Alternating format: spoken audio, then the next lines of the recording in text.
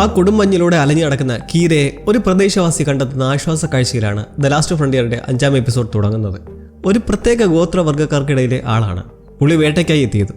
അവിടെ കീരയെ തണുത്തു വിറച്ച് അവശതയിൽ കിടക്കുന്നത് കണ്ട് പിടിച്ച മൃഗത്തിന്റെ തോല് പെട്ടെന്ന് മുറിച്ചെടുത്ത് പുതപ്പിച്ച് നേരെ അവരുടെ നേറ്റീവിലേക്ക് എത്തിക്കുന്നു.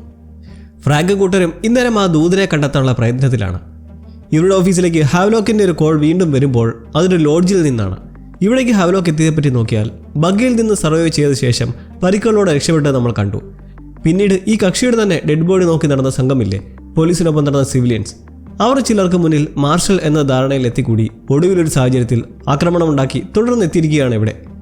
സന്ദേശവാഹകനായ വിൻസെന്റ് തിയാഗോ ഈ റൂമിലായുള്ള മെച്ചിന്മേൽ ഒരു വസ്തു രഹസ്യമായി വെച്ചിട്ട് പോയതിനു ശേഷം ഹാവ്ലോക്ക് ഇതേ റൂം എടുത്തിട്ടുള്ളത് വസ്തു എടുക്കാൻ വേണ്ടിയിട്ടാണ്.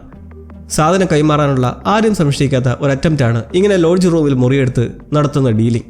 ഇപ്പോൾ ഫ്രാങ്കിനെ വിളിക്ക് സംഘം ഉടൻ തന്നെ റെക്കോർഡ് ചെയ്ത് ലൊക്കേറ്റ് ചെയ്യാൻ ശ്രമം തുടങ്ങി. അധികം നേരമാവും മുന്നേ ഹാവ്ലോക്കിന് ഫ്രാങ്കിനോട് പേഴ്സണലി സംസാരിക്കണമെന്ന് പറയുവാണ്. മകൾ മരിച്ചതിൽ വളരെ ദുഃഖമുണ്ടെന്നും സ്പീക്കർ ഓഫ് ചെയ്യാനും ഹാവ്ലോക്ക് പറയുന്നതിനെ തുടർന്ന് ഫ്രാങ്ക് അങ്ങനെ ചെയ്യുമ്പോൾ ചോദ്യം മറ്റൊന്നുമല്ല, ഫ്രാങ്കിനെ തനിക്ക് വിശ്വസിക്കാമോ എന്നും. അയാൾ വിശ്വസിക്കാം എന്ന് റീപ്ലൈ ചെയ്ത് വേറെ ഒന്നും പിന്നീട് സംസാരിക്കാതെ ഫോൺ കട്ടാവുകയാണ്. വീട്ടിലെ ബേസ്മെന്റ് സീക്രട്ടിന്റെ എന്തോ ഒരു ബ്ലാക്ക് മെയിലിംഗ് ആണെന്ന് നമുക്ക് ഊഹിക്കാം. എന്തായാലും ട്രേസ് ചെയ്ത സംഘം വൈകാതെ ഹാവ്ലോക്ക് വിളിച്ചിട്ടുള്ള ലോഡ്ജിന്റെയും കൃത്യം റൂമിന്റെ നമ്പർ വരെ കണ്ടെത്തുന്നു. എന്നാൽ ഫ്രാങ്കിന്റെ ശ്രദ്ധ ഇതിനിടയ്ക്ക് വഴുതുന്നത് കീരയെ കണ്ടെത്തിയായിട്ടുള്ള വിവരം കിട്ടുന്നതിന് പിന്നാലെ ലൂക്ക് ഇപ്പോഴും മിസ്സിംഗ് ആണെന്നറിയുമ്പോൾ. ക്യാബിനിൽ പോയി കണ്ട കാഴ്ച വളരെ വെപ്രാളത്തോടെ സാറയും ഫ്രാങ്കിനെ വിളിച്ച് ക്ലിന്റും മരിച്ചതായും ലൂക്കിനെ കാണാനില്ലെന്നും അറിയിക്കുന്നു.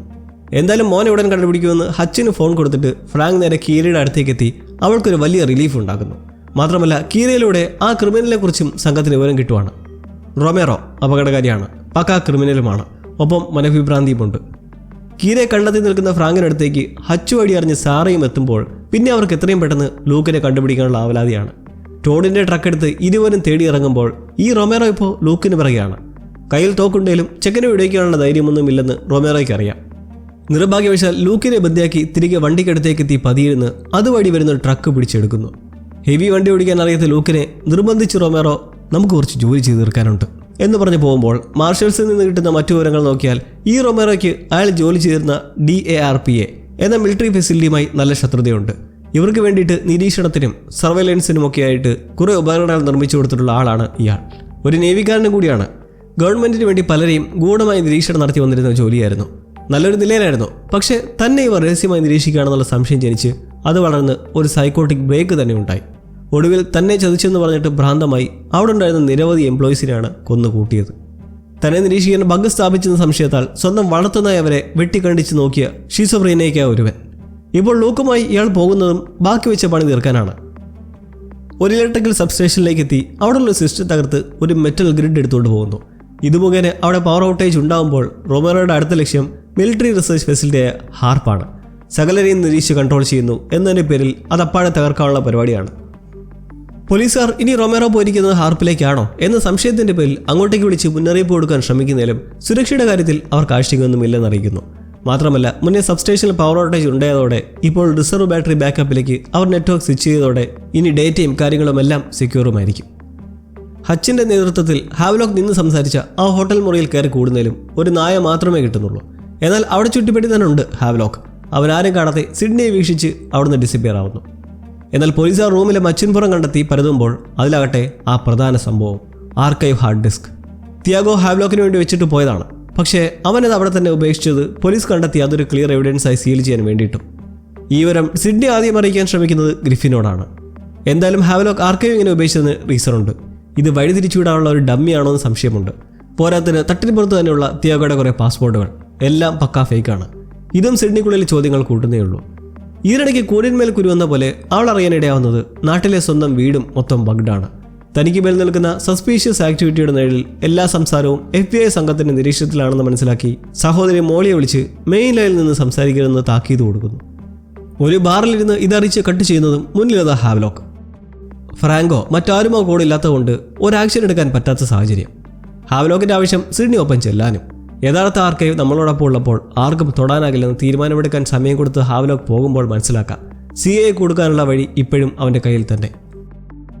ലൂക്കിനെയും കൊണ്ട് റൊമേറോ ട്രക്കിൽ പോയെന്ന് വിവരം കിട്ടി പായുന്ന ഫ്രാങ്കിന് സാറയുടെ വക ഒരു വലിയ ദേഷ്യമുണ്ടാകുന്നത് മുന്നേ ഹാവ്ലോക്ക് ഫ്രാങ്കിന് കൊടുക്കുന്ന പറഞ്ഞ് സാറയ്ക്ക് നൽകിയ മെമ്മറി കാർഡിനെ പറ്റി ഇതുവരെ പറയാതിരുന്നത് പോലെ. സാറ തന്നെ ഇത് റിവീൽ ചെയ്യുമ്പോൾ എന്തായാലും കച്ചി തരുമ്പായിരുന്നിരിക്കാം അതെന്ന് ഫ്രാങ്ക് നല്ല വിരോധം പ്രകടിപ്പിക്കുന്നു. ആ മെമ്മറി കാർഡ് ഫ്ലൈറ്റ് തകർന്ന സമയത്തുള്ള റെക്കോർഡിംഗ് ആണ്. സാറയ്ക്ക് പക്ഷേ ഇത് തൻ്റെ കുടുംബത്തെ ഇനിയും അപകടത്തിൽ ചെന്ന് പെടാണ്ടിരിക്കാൻ ചെയ്തൊരു നല്ല പ്രവൃത്തിയായേ ഇപ്പോഴും തോന്നുന്നുള്ളൂ.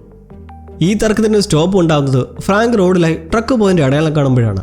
ഹാർബിലേക്കാണ് പോയെന്ന് ഇതോടെ ക്ലിയറായി നേരെ അങ്ങോട്ടേക്ക് പായുമ്പോൾ ഫെസിലിറ്റിയിൽ സ്ഥിതി രൂക്ഷമാവുന്നു. റൊമേറോ കൂടുതൽ വിഭ്രാന്തിയിലായി ഓരോന്ന് ക്യാമറയിൽ റെക്കോർഡ് ചെയ്ത് നശിപ്പിക്കുന്നതിന് മുന്നേയുള്ള ഒരു ഫൂട്ടേജൊക്കെ ഷൂട്ട് ചെയ്യിപ്പിച്ച് നിൽക്കെ കുറേ പേർ മരിക്കുമെന്നുള്ള കാര്യത്തിൻ്റെ ഗൗരവം മനസ്സിലാക്കി ലൂക്ക് എതിർത്ത് നിർത്തിക്കാൻ വേണ്ടിയിട്ട് ആ ഗ്രിഡ് തകർക്കുന്നു. റൊമേറോ തോക്ക് വെച്ച് കീഴ്പ്പെടുത്താൻ ശ്രമിക്കുന്നതിലും ലൂക്ക് കയ്യിൽ കിട്ടുന്ന കത്തി വെച്ച് കാലയിൽ കുത്തി ഓടി ഒളിയുന്നു. പിന്നീട് അങ്ങോട്ട് റൊമേറോ അവിടെയുള്ള എംപ്ലോയീസിന് നേരെ വെടിയുതിർക്കാൻ തുടങ്ങുന്നതും കൃത്യസമയത്ത് ഫ്രാങ്കും സാറയും അവിടേക്ക് എത്തുകയാണ്. സാറെ കാറിലിരുത്തി ഫ്രാങ്ക് മെരുക്കാൻ ശ്രമിക്കുന്നതിലും റൊമേറോ ലൂക്കിനെ കണ്ടെത്തി അവനെ വെച്ച് ഫ്രാങ്കിനെ കീഴ്പ്പെടുത്തുന്നു. ഒന്നും ചെയ്യാൻ പറ്റാത്ത സിറ്റുവേഷനിൽ നിൽക്കുന്നതും സാറയോ ട്രക്ക് കൊണ്ടുവന്ന് റൊമേറോയെ ഒരൊറ്റയിടി. ആ ഭീഷണി എന്തായാലും അവിടെ അവസാനിച്ചിട്ടുണ്ട്. മകനെ തിരിച്ചിട്ടെങ്കിലും നമ്മൾ മുമ്പ് കണ്ട ഹാപ്പി ഫാമിലി അല്ല ഇപ്പോൾ ഇവർ. എല്ലാവരിലും പൊരുത്തക്കേടുകൾ മാത്രമല്ല, അപകടം ഇനിയും തീർന്നിട്ടില്ല. തുടക്കത്തിൽ പ്ലെയിൻ ക്രാഷ് നടന്നിടത്തേക്ക് ഫ്രാങ്ക് സംഘവും പോയ വഴിക്ക് തടവുപള്ളികളുടെ കുത്തേറ്റ് മരിച്ച ഒരു മാർഷലില്ലായിരുന്നു ഡോണി.